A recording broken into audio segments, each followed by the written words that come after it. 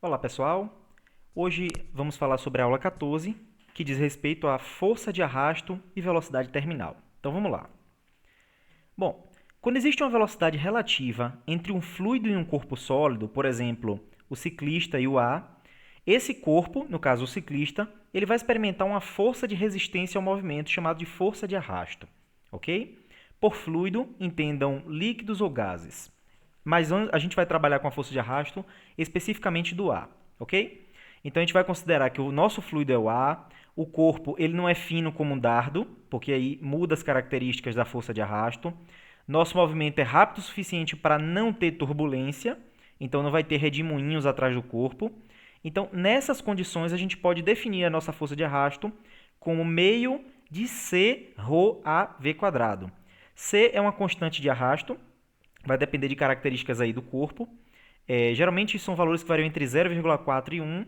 Rho é a massa específica do fluido ou densidade do fluido. É massa por unidade de volume, nesse caso do ar, que a gente vai trabalhar com A. A é a área da seção transversal. O que é a seção transversal? Qual é a área aqui desse ciclista que está em contato com A?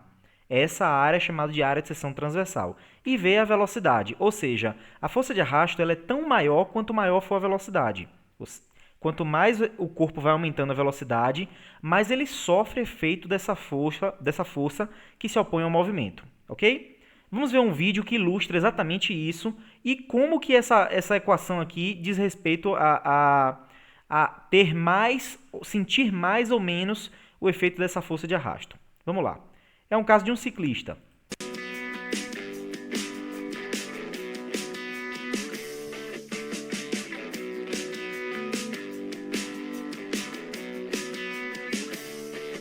Olha o que esse ciclista faz.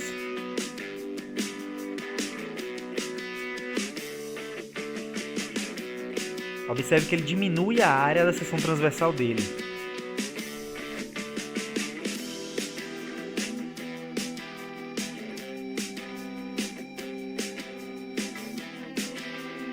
Diminuindo a área, ele sofre menos efeito de arrasto do que os outros ciclistas. Ok? Perceberam aí o quanto que a força de arrasto tem relação com a área? Bom, e aí a gente entra em outro conceito, ainda dentro de força de arrasto, que é o de velocidade terminal. O que é velocidade terminal? Imagine um corpo caindo. A gente estudou a queda livre, que seria um corpo caindo na ausência de resistência, certo? Agora a gente vai considerar a resistência do ar e ver a influência que ela causa nesse movimento. Então, um corpo que estiver caindo, por exemplo, imagine o gato aqui, ó. Então, o gato está sob efeito da força-peso quando ele estiver caindo. Só que vai ter uma força que vai resistir ao movimento que é proporcional à velocidade, que é o arrasto. Então, a força de arrasto vai surgir assim que ele adquire velocidade, e quanto mais ele cai, maior a sua velocidade, maior a força de arrasto. Ok? De modo que a gente tem aqui, se a gente definir o eixo Y crescendo para baixo, a gente tem força-peso menos o arrasto é igual a massa vezes aceleração. Isso aqui em Y. Ok? O que acontece? A força de arrasto ela vai aumentando proporcionalmente à velocidade, até o ponto de que a velocidade, até que a força de arrasto vai se igualar com a força-peso. Quando isso acontecer, a gente não vai ter aceleração. Qual é a consequência disso? O corpo vai descer com velocidade constante, chamada de velocidade terminal. Então a gente tem aqui, ó, força gravitacional menos força de arrasto igual a zero, no momento em que a força de arrasto se igualar à força-peso, de fato. Força-peso é mg. Força de arrasto a gente viu com essa expressão, meio de C, ρ a v quadrado igual a zero. Se eu passar esse termo para a direita, passo 2 multiplicando, fica 2mg dividido por C ρ a, fica igual a v ao quadrado. Então, v é igual a raiz de 2mg sobre C ρ a. Ok? Essa aqui é a fórmula que a gente tem para a velocidade terminal. Então, por exemplo, um gato que esteja caindo de uma distância, de uma altura suficientemente grande, ou não é um bom exemplo, né? O gato não é um bom exemplo. Vamos pensar aqui um paraquedista. Paraquedista usa muito disso. Então, o que ele faz? Ele abre o paraquedas com qual intuito? Aumentar aquela área de seção transversal. O ciclista do vídeo, ele quis diminuir a área. No caso de um paraquedista, como ele quer diminuir a sua velocidade, ele aumenta a sua área para ter uma força de arrasto maior, ok? Então, ele atinge, depois de cair por um certo tempo, ele atinge a velocidade terminal. Então, ele não vai aumentando a velocidade até tocar no solo. Isso não daria certo, né?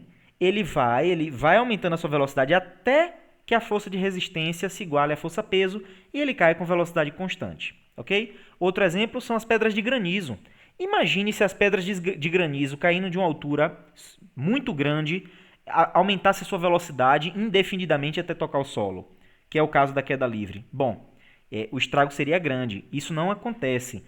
O granizo ele vai caindo acelerado, até o ponto de que a força de arrasto se iguala à força-peso e ele passa a cair com uma velocidade constante chamada de velocidade terminal.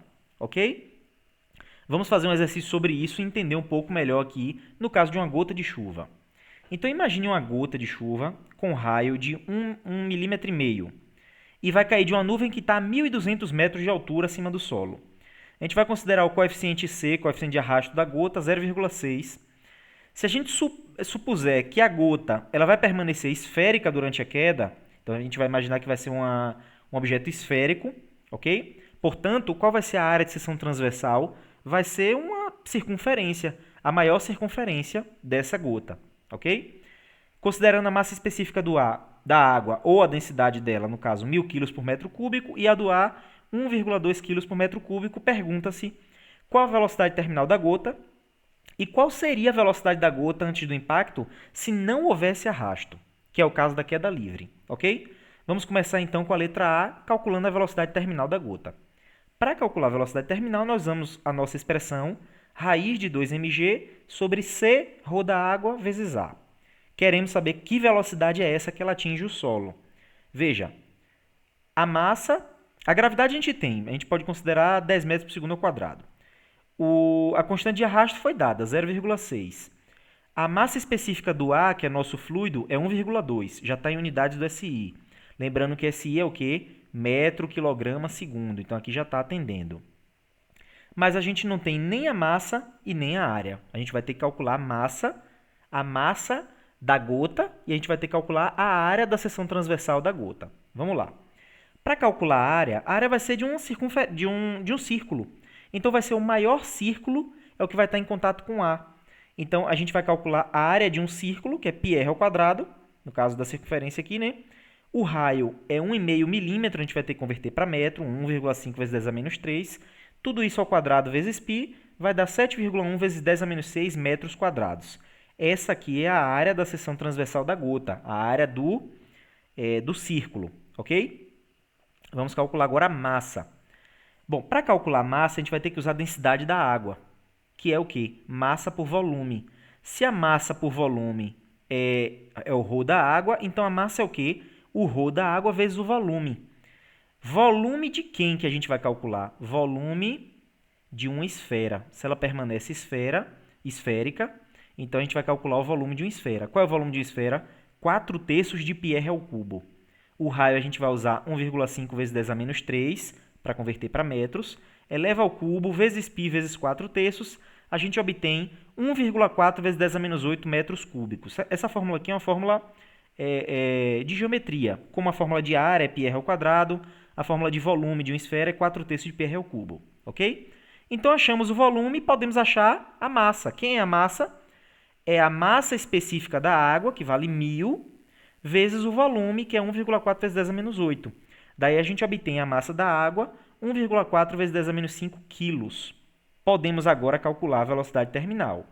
A massa nós acabamos de calcular, a gravidade podemos usar 10, o C, que é a constante de arrasto, é 0,6, massa específica do ar, 1,2, e a área é essa daqui.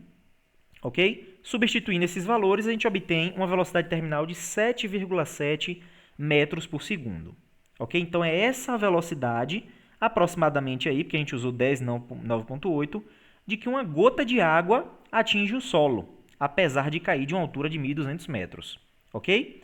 Vamos agora calcular qual seria essa velocidade se não tivesse arrasto, se fosse uma queda livre. Então, no caso de uma queda livre, a gente vai usar as equações para a velocidade de mRV.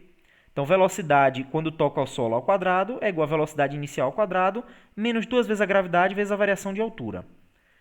Vy ao quadrado é o que a gente quer, velocidade quando toca o solo, que é a velocidade final. A inicial é 0, ela caiu da nuvem. Menos 2 vezes a gravidade, vamos usar 10, variação de altura é a posição final menos posição inicial. Posição final é o solo, que é 0, menos 1.200 metros, que é a altura.